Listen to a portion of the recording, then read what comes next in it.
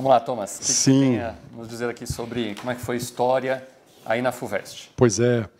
Pelo menos 10 questões, né, do programa de História. Tem a questão 82, que é História da Arte, né? Não sei se o pessoal da área vai comentar aí. Mas, então, pelo menos umas 10 questões do programa de História. Uma prova bem elaborada e um pouco mais enxuta, né, se a gente comparar com, talvez, outros grandes vestibulares, né?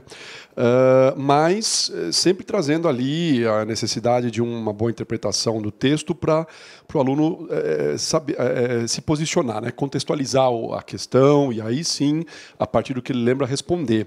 E uma prova, a gente, pelo menos em comparação com o ano passado, a gente percebeu isso, um pouco mais de análise de imagens, né? Então, tem uma questão mais trabalhosa que pede para o aluno prestar atenção em imagem e texto, né, que é 89, lá de Brasil, monárquico, embora seja um assunto clássico, que é a Guerra do Paraguai.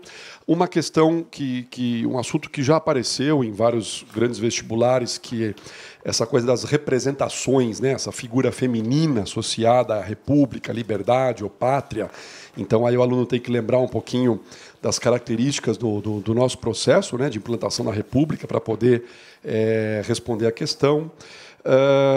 Portanto, uma prova mais exigente na atenção, né, a imagens.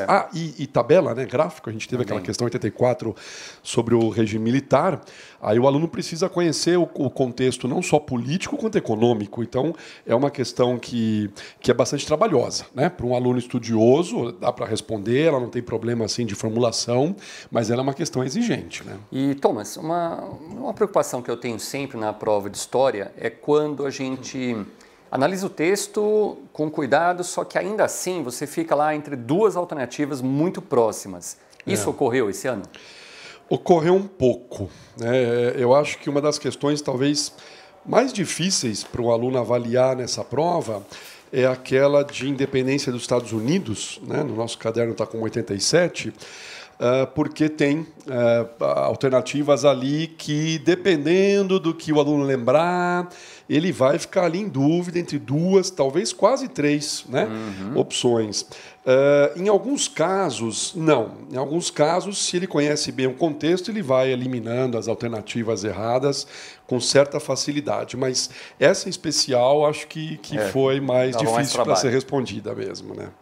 Legal, Thomas. Então, uma prova, assim, até abrangente, né? Abrangente, mais questões de história geral do que do Brasil, mas no caso de Brasil, como a gente costuma lembrar os nossos alunos, né, o foco em república, né, mais do que em outros períodos, e no caso de história geral, como a gente também costuma lembrar para os nossos alunos, o foco muito mais em história geral contemporânea, né, bastante questão aí de história contemporânea.